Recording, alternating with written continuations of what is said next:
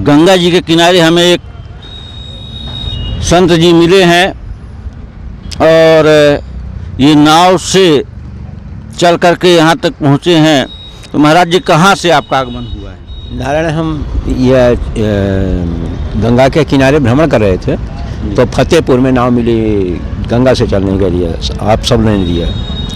उसके बाद जब यहाँ से आए तो हमारा चतुर्मास होता है। चतुर्मास मतलब होता है शयन, मतलब जो दक्षिणायन होती है हम लोगों की रात्रि होती है, उत्तरायण दिन है। तो जो वही हुआ ना, एकादशी को, आषाढ़ की एकादशी को रात्रि होती है, मकर जब वह दक्षिणायन सूर्य होता है और मकर को होगा ना तो हमारा सूर्य उदय होगा। तो इसी से हम इसमें भ्रमण करें तो यहाँ चतुर्मास किए। तो वहाँ से फिर वहाँ के संतों ने लगा दिया इंजन, तो हम प्रयाग आ गए।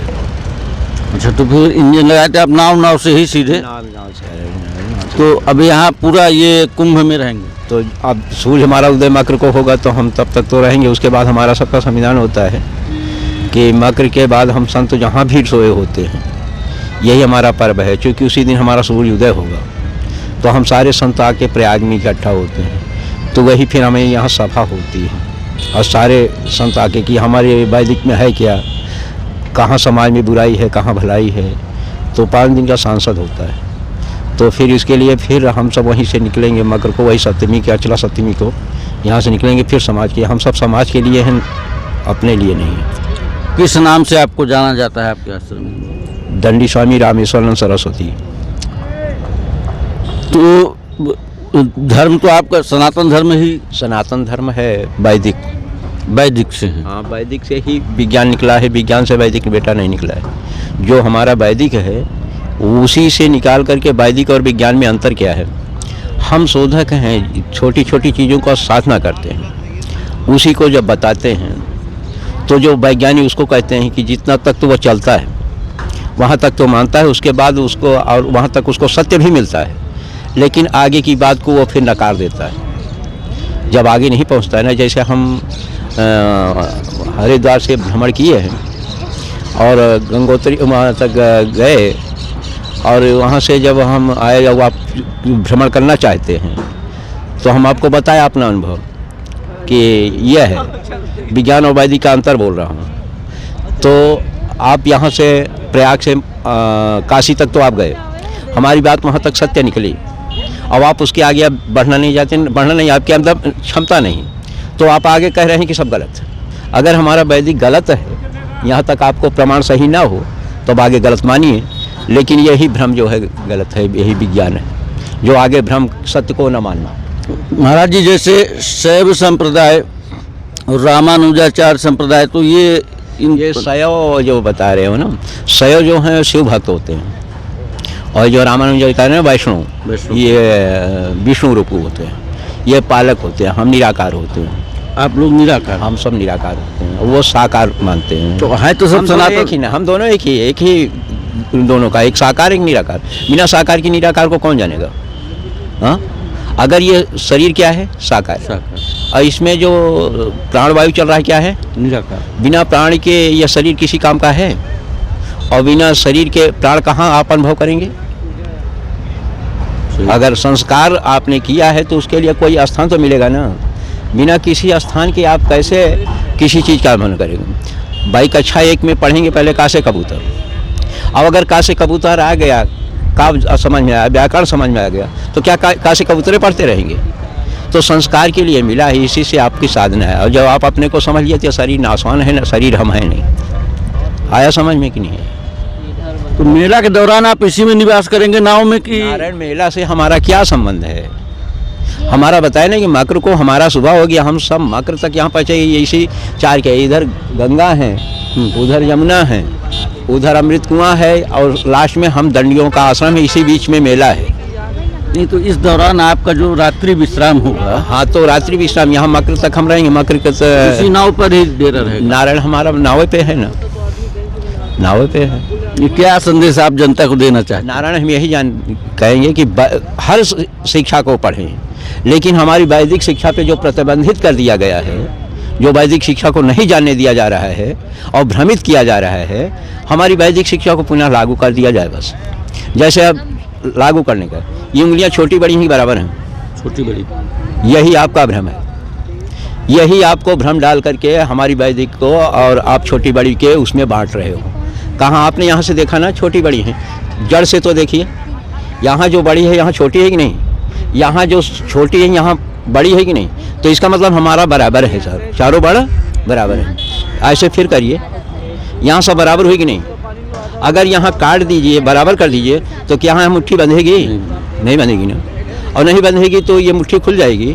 हमारे यहाँ फल का बंटवारा नहीं है, हमारे यहाँ कर्मों का बंटवारा। अब इसको फिर अब तर्जनी को कह दे कि तुम्हें तो छोटी कहते हैं, तुम्हें मध्यमा कहते हैं, यही भ्रम डाल दिया जा रहा है। इसी से वैदिक का ह्रास हो रहा है। यानी जिस तरीके से समाज को बांटा जा रहा हाँ, है, ये जानबूझ करके ये कम्युनिस्टी शिक्षा के कारण बट रहा है, क्योंकि अपने को सत्य को जान नहीं पा रहे हैं। तो आपका मेन जो मकसद है, उद्देश्य है और सरकार से मांग है कि वैदिक शिक्षा पद्धति, वैदिक शिक्षा की हम अपने को जानते रहे हैं, तो किसी के भरमाने से हम नहीं भरमेंगे। अगर हम इसको जान ले कि हम बराबर ही हैं, ये बिना चारों बाड़ के तो मुट्ठी नहीं बंधेगी ना, अकेले बंधेगी। ये कड़ी से कड़ी जुड़ी हुई है ना, एक कड़ी को निकाल दीजिए तो कड़ी बिखर जाएगी कि नहीं बिगड़ जाएगी। वैदिक पाठशालाओं के लिए तो फिर अलग से व्यवस्था बनानी, अलग से कोई है नहीं, जो प्रतिबंध कर दिया है उसी को चलने दे। जो हमारी गुरुकुल परंपरा जो थी, अब उसको कुछ भी कहिए, गुरुकुल कहिए या वैदिक कहिए, जो विज्ञान है, जो हमारे वैदिक जो शोध है, हमारे जो लगा के कर दिए हैं कि नहीं यह नहीं हैगा, ये पढ़ाई होगी, वो पढ़ाई उर्दू होगी, यह होगी, लेकिन हमारे वैदिक पे जो प्रतिबंध लगाते हैं जी, इसलिए हमारे उसमें वैदिकों में नहीं पढ़ाया जाता है, क्योंकि सबको अर्थ की ज़रूरत है ना। धीरे धीरे भ्रमित होते जा रहे हैं, जैसे रंग में हावर है। एक ही प्रश्न कर रहा है, कान छेदने हैं, कान छेदने का क्या है? हमारे यहाँ कान छेदने का एक तरीका था। अब वैदिक से ले लीजिए महाराज, विज्ञान से, हाँ, हमारे यहाँ कर्णछेदन था कि कर्णछेदन होता था, अन्नप्राशन होता था, यज्ञोपवीत। तो यज्ञोपवीत कहाँ होता है? नहीं माता जी, हम पूछे, कोई बच्चा अगर जन्म लेते ही मर जाता है, किसी के बच्चे, तो कहते हैं ना कान छेद दीजिए, तो कान छेदे बच्चा जी जाता है ना। इसमें क्या बना है? हमारा वैदिक इतना सूक्ष्म है। इसमें वैदिक है कि जब माँ के गर्भ से बच्चे को गर्भ में ही गैस की मरीज हो जाता है, तो बच्चा कुछ कर पाता नहीं, उसकी गैस ऊपर चढ़ जाती है, मर जाता है सर पे। जब कान छेद देते हैं तो इसका संबंध गैस से है, समझ में आ रही ना। तो फिर उसके जब कान छेद देते हैं तो उसकी गैस ऊपर नहीं चढ़ती, और ऊपर नहीं चढ़ती तो बच्चा जिन हो जाता है और उसको मरता नहीं है। और जब गैस बनी, दवा दिए, ठीक हो गया। तो कान छेदन में देखिए कितना बड़ा रहस्य हमारी चीज़। फिर जब छोटा है तो कान छेदे, तो पहले क्या हुआ, अन्नप्राशन होता था तो कर्णछेदन होता था, और कर्णछेदन के बाद फिर यज्ञोपवीत संस्कार होता था कि नहीं होता था? तो यज्ञोपवीत संस्कार का मतलब यही जो ब्रह्मसूत्र कहते हैं, क्योंकि इसके नस जो है, इसको गान को बांध कर यहाँ से दबा करके जब करते हैं तो ये ब्रह्मांड, और जिसका ये जो गैस कर्णछेदन, इसको आप ढोंग मान लीजिए, क्योंकि उसका अनुभव है नहीं। नहीं, अब कहते हैं ये ढोंग है, और हमारा कितना सूक्ष्म बारीक विज्ञान है, और उसी को जो सोच के तो इसी को, तो यही जानकारी होगी तो स्वतः करेंगे, स्वच्छ रहेंगे, क्योंकि हमको सबको चाहिए ना। और स्त्री जात को वो होती है ना 5 दिन के लिए, इसलिए उनको 5 जगह से कान छेदना चाहिए, उसी के लिए।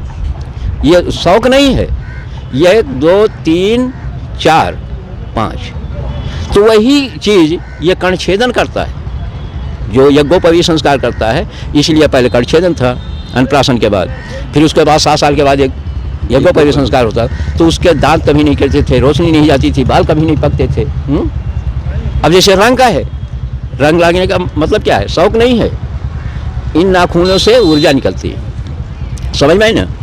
तब जब हम इसमें करते हैं, रंग में हॉल लगा देते हैं, माहौल लगा देते हैं, हाथ में नाखून लगा, तो इससे ऊर्जा निकलना बंद हो जाता है, हमारे अंदर ऊर्जा संचय होती है। आया समझ में नहीं? जब ऊर्जा संचय होती है तो हमारे अंदर पूरी स्टेमिना बनी रहती है। हाँ, इसीलिए पैर छुआ जाता है। अब पैर छूने का भी तरीका क्या हो गया? सीधे बाहिने से दाहिना, दाहिने से बाएं। अगर 2 उतार को इकट्ठा कर देंगे तो 60 हो जाएगा कि नहीं होगा? लेकिन यह हम नहीं जानते हैं, ज्ञान नहीं रह गया है, पैर छूने का भी तरीका नहीं रह गया, सब कम्युनिस्ट कर दिया गया। हाँ, तो दाहिने हाथ से तरीका क्या है, या साष्टांग प्रणाम करने का यही तरीका कि जब आप ऐसे करके करते हैं ना, तो जो से ऊर्जा लेना चाहती है वो खड़ा होता है, उसकी ऊर्जा नीचे से निकलती है। जब आप ऐसे करते हैं तो उससे आपके अंदर स्वतः जाता है, ऊर्जा जाती है, ऊर्जा के लिए लेता है कोई।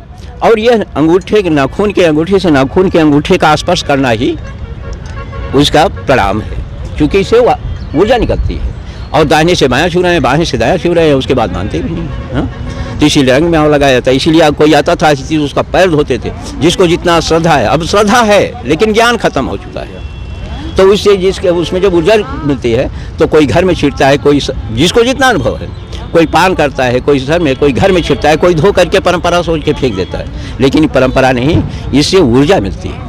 अगर नहीं तो विज्ञान से आप चेक करिए, ये सारा ज्ञान वैदिक वैदिक से ही है, वैदिक से ही विज्ञान निकला है हमारा। विज्ञान से हम वैदिक नहीं है, वेद से ही विज्ञान। वेद से ही विज्ञान निकला है। और आज उसी को हमारे सनातन को इसी तरह धोखा दिया जा रहा है। उसको केवल अर्थ के लिए कहीं जात में बांट करके, कहीं किसी बात में, कहीं छोटे बड़े में। कहाँ छोटा बड़ा हमारे यहाँ है? हमारे यहाँ फल का बंटवारा नहीं है। हमारे यहाँ जो जैसा कर्म, और बिना एक कर्म किए सब थोड़ी होगा। आप क्या यहाँ ये अब काम कर लेंगे, घर पे खेती भी कर लेंगे? इसीलिए हमारे यहाँ एक कड़ी से कड़ी है, और उसी कड़ी को तोड़ने के लिए उस पहले से हमारी विद्या पे, ज्ञान के, हमारी वैदिक पे प्रतिबंध लगाया गया। उसके बाद अब उसको नहीं धर्म से, तो धर्म ऐसे कोई मानेगा? उस सब कोई फायदा ही चाहता है। अच्छा, जैसे कपड़ा उतार के खाना हो, कपड़ा उतार खाने का मतलब क्या है? स्वस्थ रहना। जैसे आप गाड़ी चलाते हो, तब इंजन ठंडा करने के लिए वाटर को या पानी, जैसे पानी से ठंडा करते हो या कूलर से ठंडा करते हो, तो क्या गाड़ी खड़ी करते हो तब भी ठंडा करते हो? नहीं करते हो ना। जो गाड़ी चलेगी तभी ना। उसी तरह कहते हैं ना, उल्टा सीधा पहुँचते हैं। तो जो उनको ज्ञान ही नहीं तो क्या कहते हैं कि कपड़ा तो नीचे का अशुद्ध हुआ, नीचे का उतारते नहीं, ऊपर का है तो क्या महाराज? अब उनको ज्ञान ही नहीं तो क्या कहेंगे? नहीं, गलत हो बताइए। अगर ज्ञान होगा तो स्वतः उतारेंगे। इसलिए पैर धो करके कि हवा जाए। और जब कपड़ा उतारते तो जब खाते हैं तो अंदर की मशीनें चलती हैं, इससे गैस बाहर निकलती है, जो बुरी गैस होती है। जैसे आपका इंजन चलता है, अभी उसको टायर पे 10 बाल्टी डाल दीजिए, कोई मतलब पड़ेगा? छतरी पे 10 बाल्टी डाल दीजिए, कोई मतलब होगा? मतलब तो वहीं से होगा जहाँ से उसका ठंडा में पड़ेगा।